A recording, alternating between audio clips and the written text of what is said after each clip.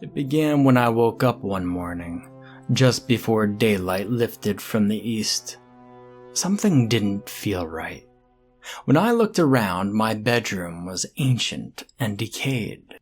I heard no ringing from Father Jeremy's bell, signaling us to come downstairs for breakfast.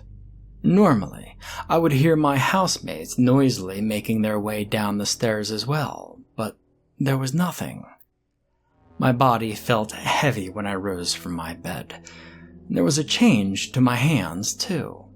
They were draped in cloth bandages, brown with filth, and my fingers were unnaturally long. The door crashed forward as I turned the knob. Dust flew everywhere, and when it settled, I was met with a decrepit parody of my home. Furniture was missing, and what remained was covered in barely white drapes, thick with dust.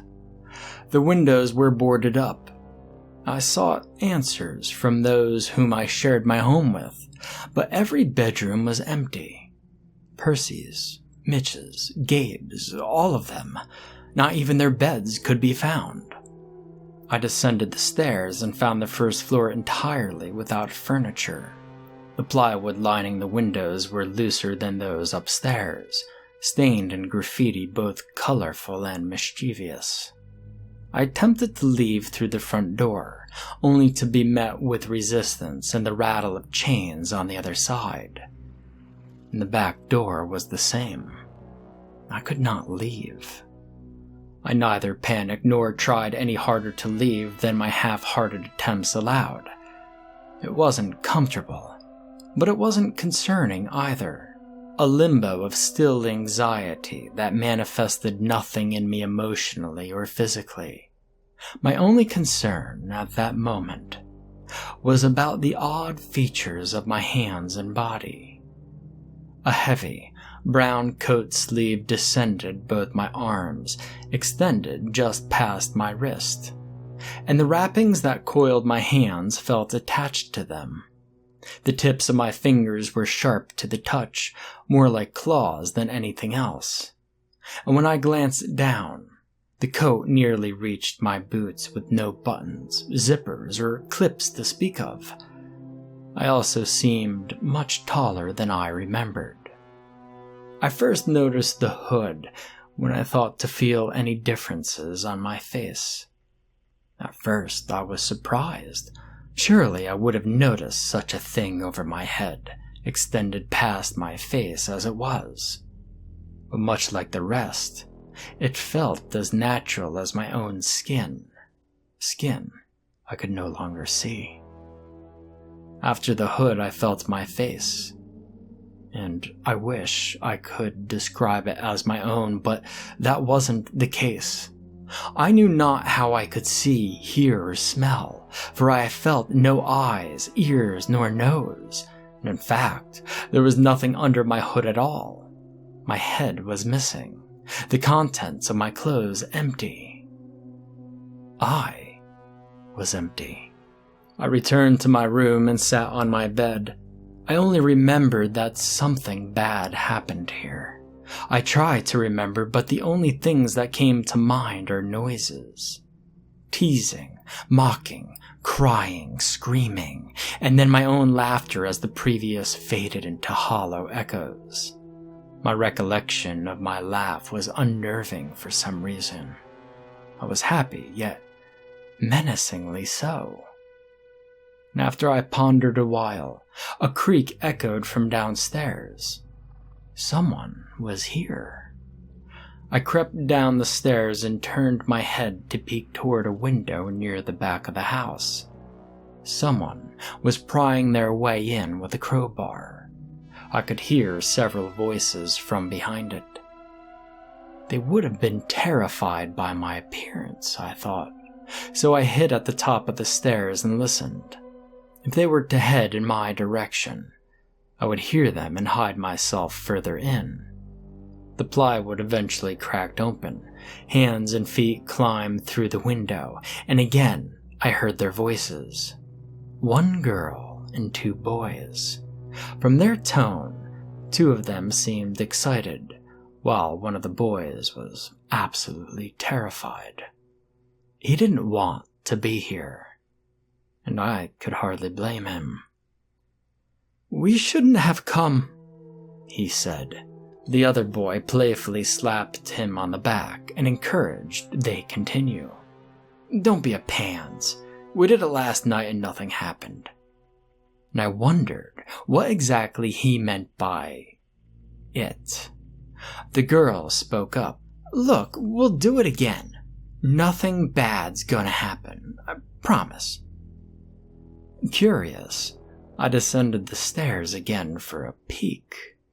They didn't seem to notice me, so I decided to move closer. Despite having glanced in my direction with the flashlight several times, they could not see me. Eventually, I was only a couple of feet from them, and still they gave no reaction or acknowledgement of my presence. The girl drew a small circle between them in the dust. Afterwards, she filled it with the letter T, then a B drawn from its vertical line. The two more courageous of them chanted a rhyme to the circle.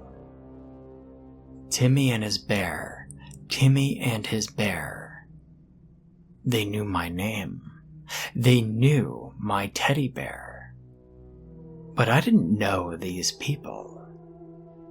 No one loved each other more than Timmy and his bear. Something boiled inside me. What they were saying was true, but it made me angry. They shouldn't talk about my teddy bear so ridiculously. No one should.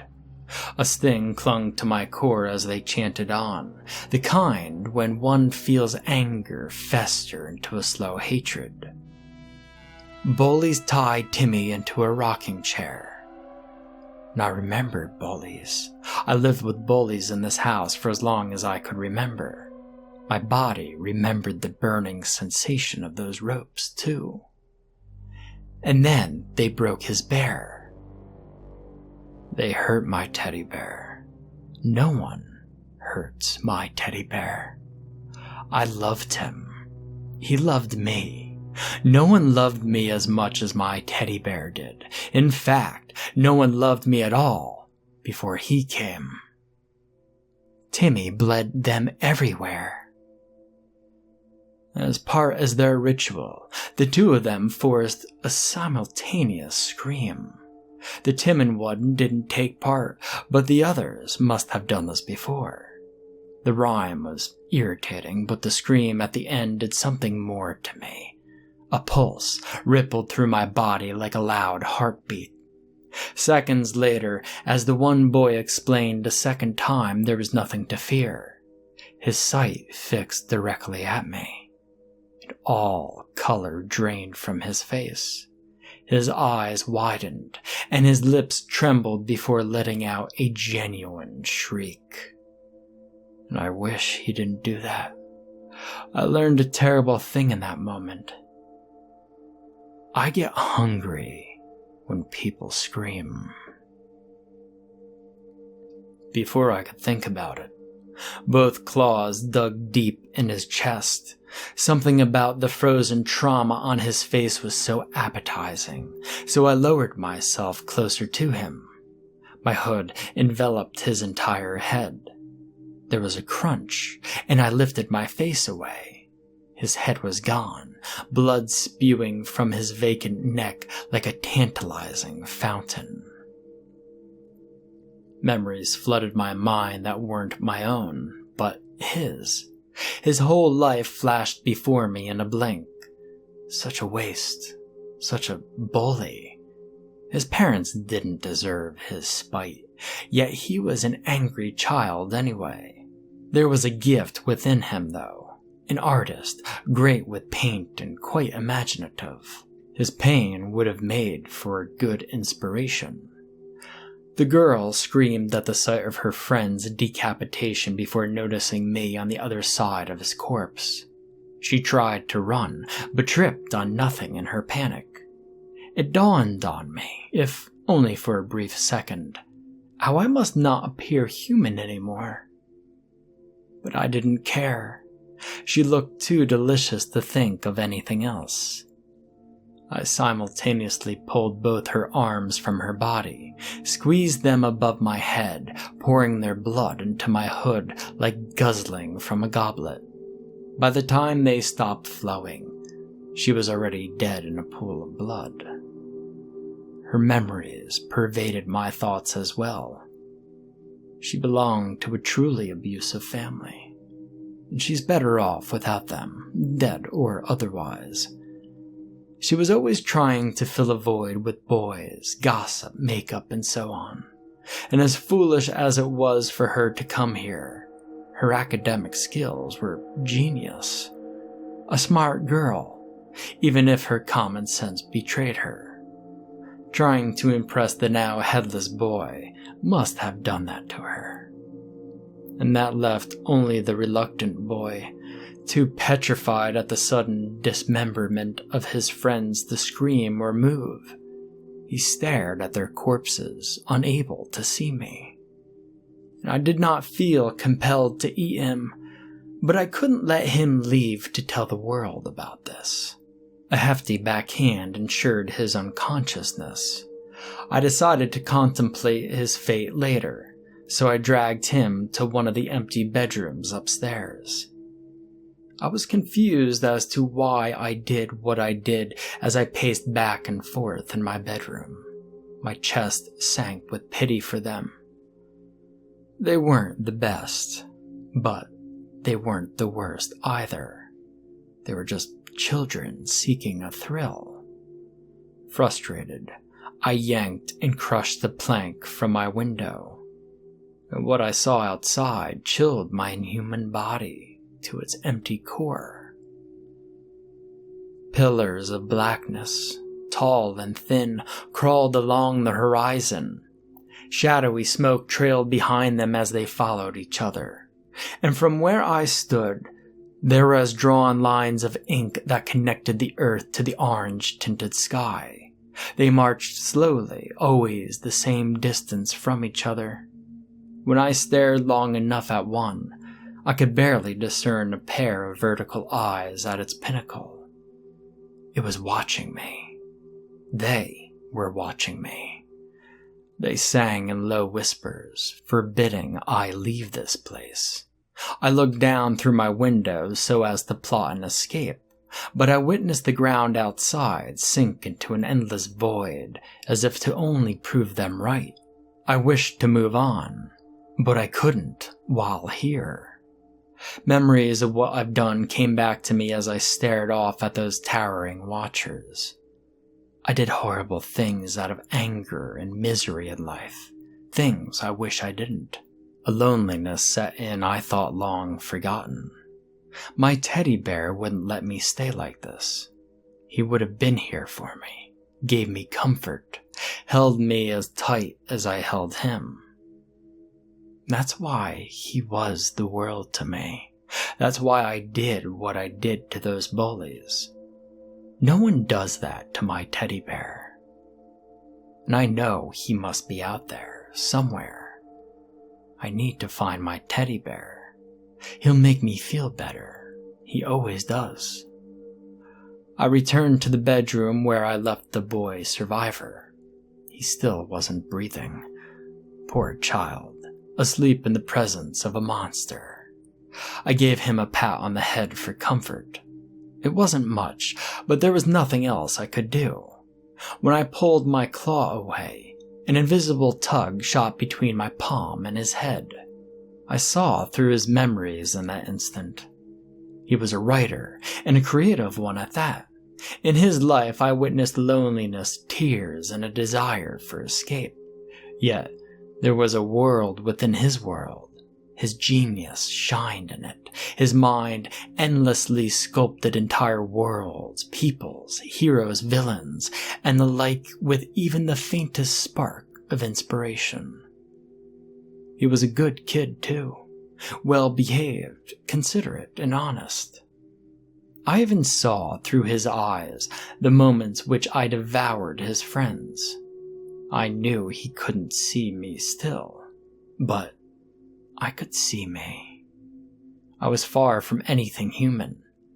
I was a monster, a ravenous, murderous, despicable thing. His eyes sprang open, to which I took a step back from surprise. He wasn't moving, and his eyes were vacant. I tilted my head at him, confused. His head tilted in unison, albeit while still prone on the floor. I raised my right arm. He raised his right arm too.